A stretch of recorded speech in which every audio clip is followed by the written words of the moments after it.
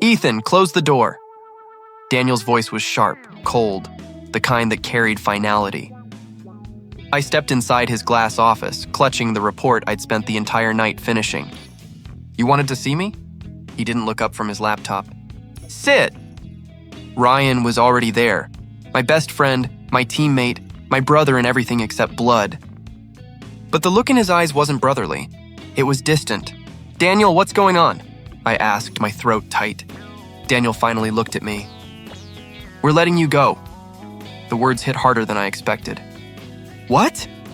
"You've become redundant," he said, pushing a white envelope across the desk. "The board decided your position is unnecessary." I glanced at Ryan, waiting for him to speak up to defend me. "Ryan, tell him this is a mistake." "You know how much I've done for this company." Ryan shifted uncomfortably. "Ethan, maybe it's time you take a break." "Don't," I cut him off. "You were in that meeting yesterday. You said my project would save us millions," Daniel smirked. "Yes, and then Ryan presented it to the board this morning. They loved it. He'll be leading it from now on." I froze. "You gave him my project?" Ryan's lips parted, but no sound came out. "You stabbed me in the back," I whispered. "After everything we built together?" Daniel stood. "This is business, Ethan. Don't make it emotional." I laughed, though it sounded more like a choke. "Business? You're firing the guy who built your system from scratch because his friend wants the spotlight?" Ryan's face twisted. "It's not like that." "Then tell me what it's like," I demanded. He looked down. "I didn't have a choice." "Everyone has a choice," I said quietly. "You just made yours." Daniel's tone grew impatient. "Security will escort you out. Hand over your ID." I didn't argue. I placed my badge on the desk, my hands trembling. "You're going to regret this." Daniel's smirk widened. "We'll take that risk." As I walked past Ryan, I paused beside him. "I hope your new title keeps you warm at night." He didn't look at me. Outside, the office lights felt blinding. My co-workers stared as I walked by, whispers trailing behind me. The man who worked overtime every weekend. The one who fixed everyone's mess. Gone like nothing. When I stepped into the elevator, my reflection stared back, tired eyes, cracked smile. A man who'd given everything and gotten nothing. By the time I reached the parking lot, my phone buzzed. Claire. At least she still cared. "Hey," I said, trying to sound steady. "They fired me today." A pause. Then her sigh. "Ethan, maybe this is for the best." "For the best?" I asked, stunned. "I lost everything, Claire." "You didn't lose me," she said softly, but there was no warmth. "You just need to rethink your life. Claire, please. I can start over. I'll find another job." Her tone hardened. "You were holding me back, Ethan. I can't keep living like this." The call ended before I could reply. I stood there, rain beginning to fall, soaking through my shirt. The phone slipped from my hand and hit the ground. I wanted to scream, but no sound came out. My chest burned, my vision blurred. 10 years of loyalty, love, and sacrifice, gone. I walked aimlessly through the streets, headlights flashing, horns blaring. The rain hid my tears, but not the pain clawing inside me. "Maybe she's right," I muttered. Maybe I was holding everyone back. A bright light filled my vision. Tires screeched. For a brief second, everything froze, the betrayal, the loss, the emptiness. Then came the impact, and everything went dark. I woke up gasping, drenched in sweat. My body felt too light, too warm, too alive.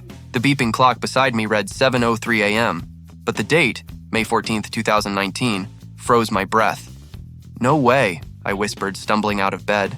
The same cracked mirror, the same faded curtains, the same apartment I'd left years ago. I grabbed my phone, an old model I hadn't seen in years. My reflection stared back from the dark screen. Younger, thinner, untouched by pain. I laughed, though my voice trembled. "So this is real. I'm back." The laughter turned bitter. 5 years before they destroyed me. 5 years before Ryan stole my work. Before Claire left. I looked around, every memory sharp as glass. The walls were yellowed, my desk messy, the smell of instant coffee still hanging in the air. It felt both familiar and foreign, like walking into the ghost of my own life. Then my phone buzzed. Claire.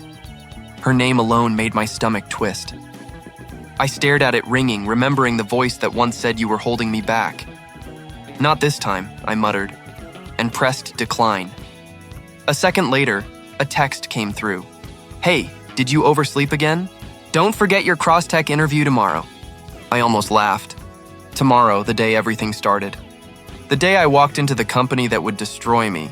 But not this time. The phone buzzed again. Ryan. Bro, dinner tonight? We need to talk about our future. I have a big plan. I could almost hear his voice, that fake excitement masking ambition.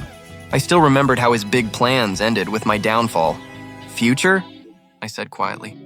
Yeah, my future. Not yours. I opened my contacts, found his name, and deleted it. Then I deleted Claire's. My fingers didn't even hesitate. It felt liberating. The silence that followed was strange but peaceful. I sat at my desk, grabbed an old notebook, and began writing everything I could remember. Mergers, deals, insider secrets. Every dirty trick Daniel used, every scandal that never made the news, every weak spot in their empire. This time, I'm not their pawn, I said to the empty room. I'll build something they can't touch. The words felt powerful. Hours passed before I realized I hadn't eaten. I made coffee, staring out the window at the same city skyline I once dreamed of conquering. I used to think success meant loyalty, teamwork, trust. Now I knew better. Success meant control. My thoughts were interrupted by a knock. The landlord's voice came through the door. Rent's due, Ethan. I smiled faintly. You'll get it soon. I promise. As his footsteps faded, I whispered to myself, one last time from the bottom. Then I climb higher than any of them ever will.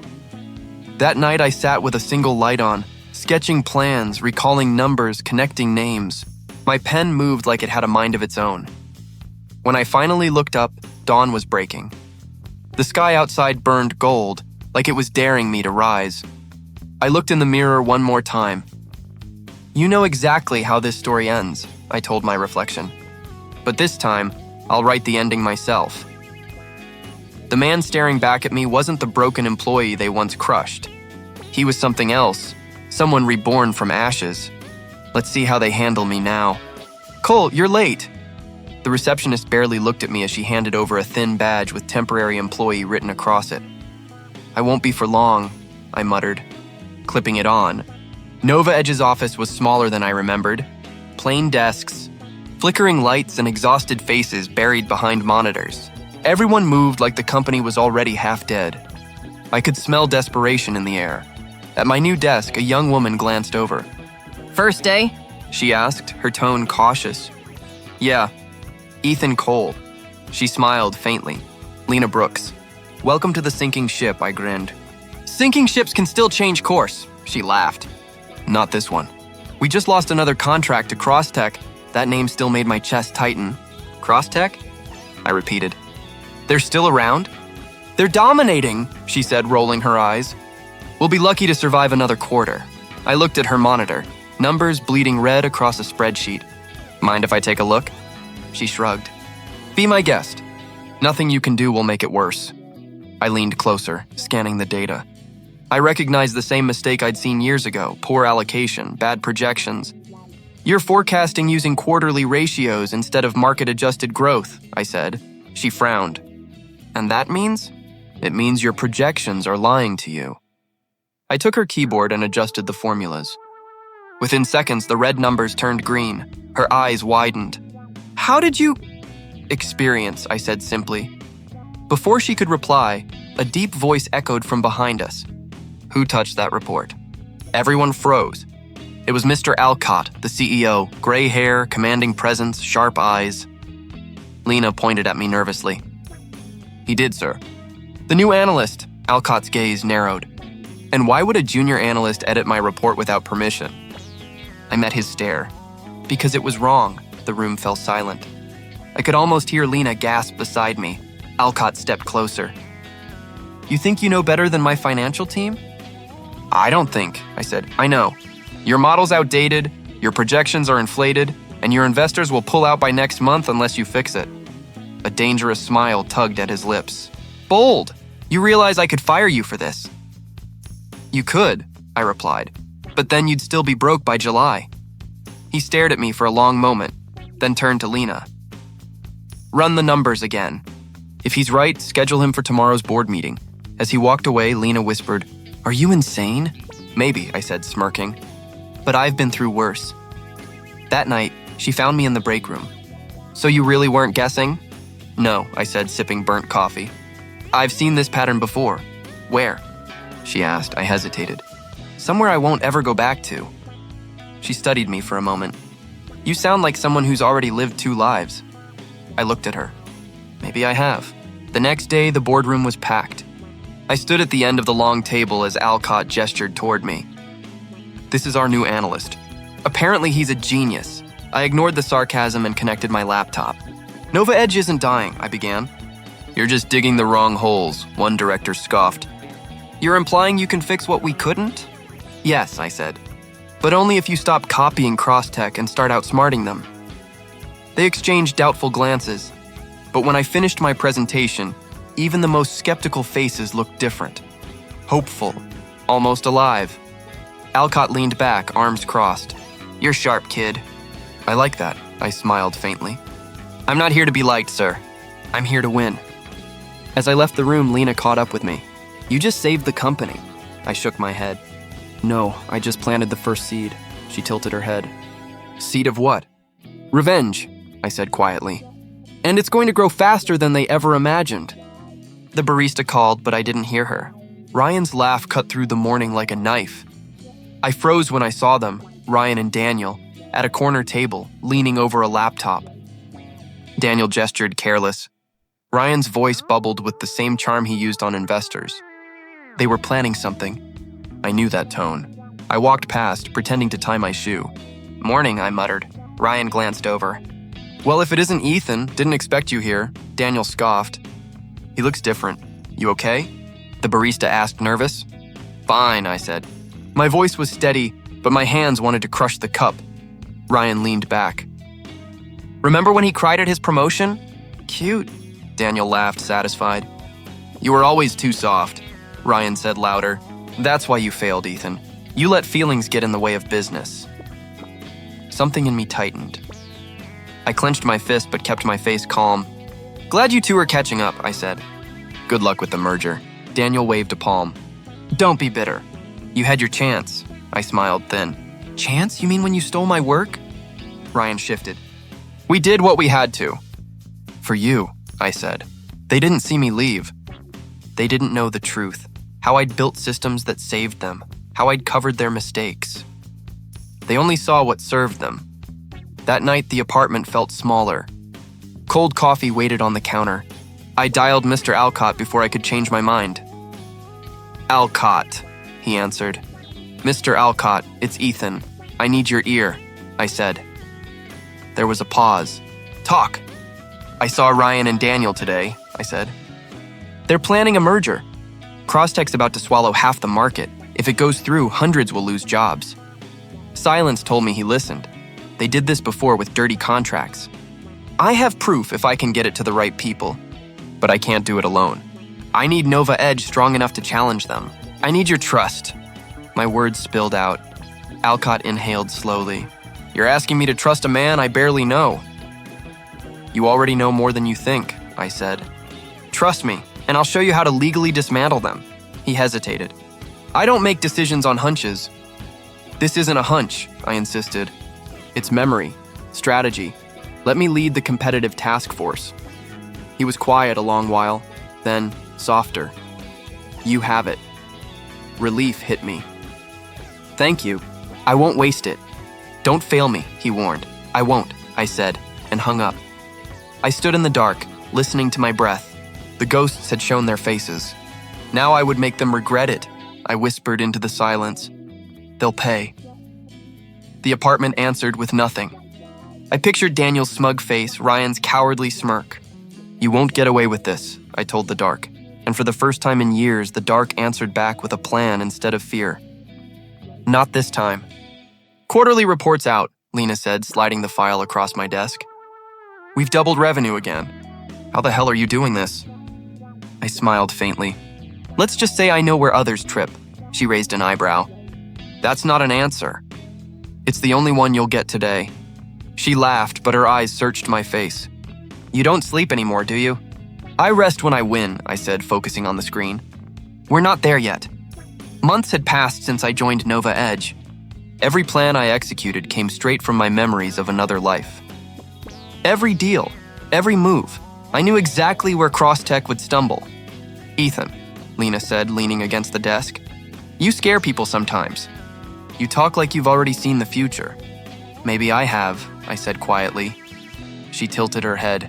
"You mean research and data, right?" "Yeah," I lied. "Something like that." The truth was too absurd to explain.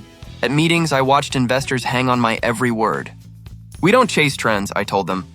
"We create them."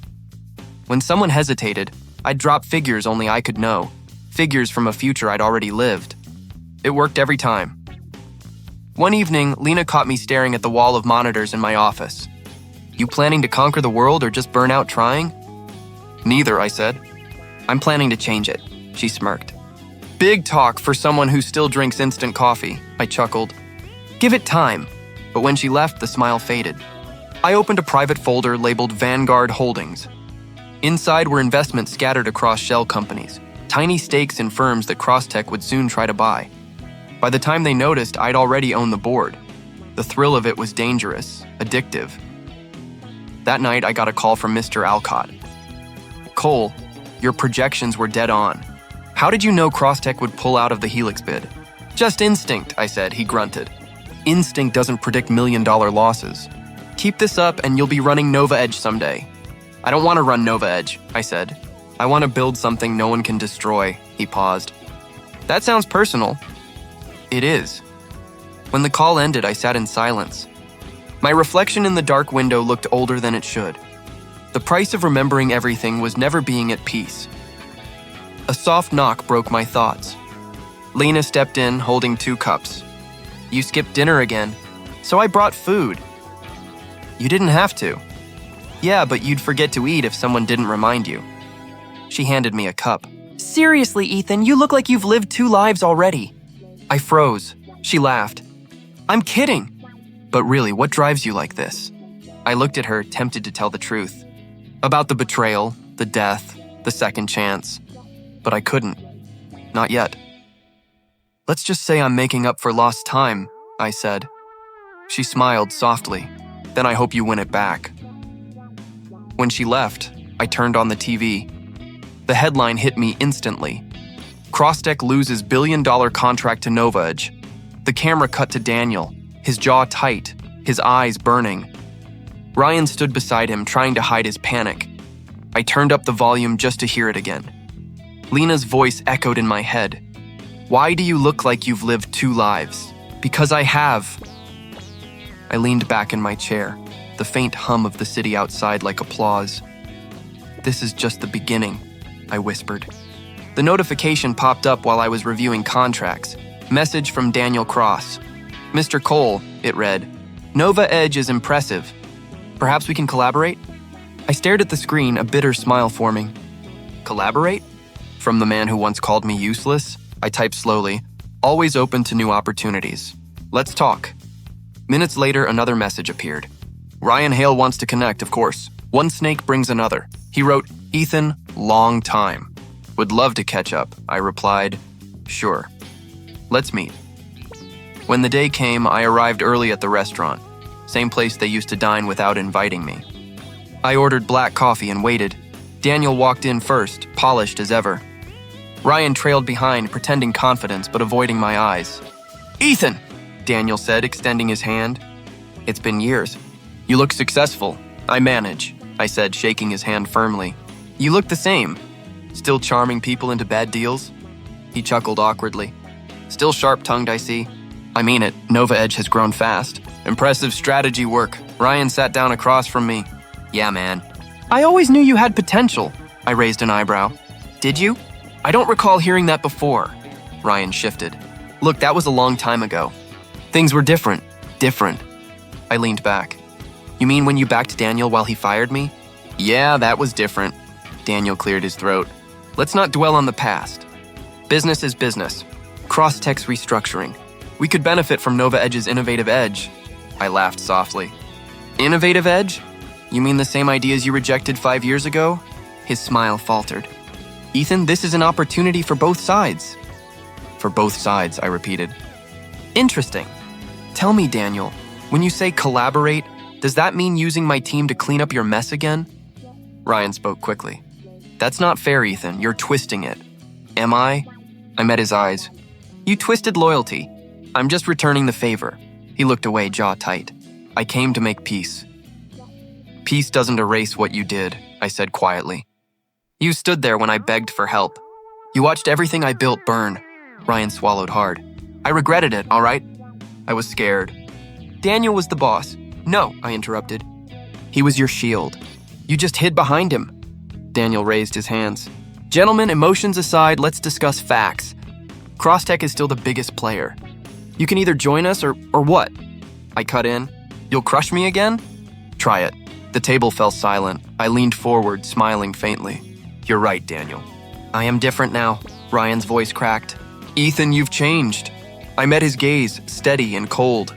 No, Ryan, you did. For a moment, neither of them spoke. Then Daniel forced a thin smile.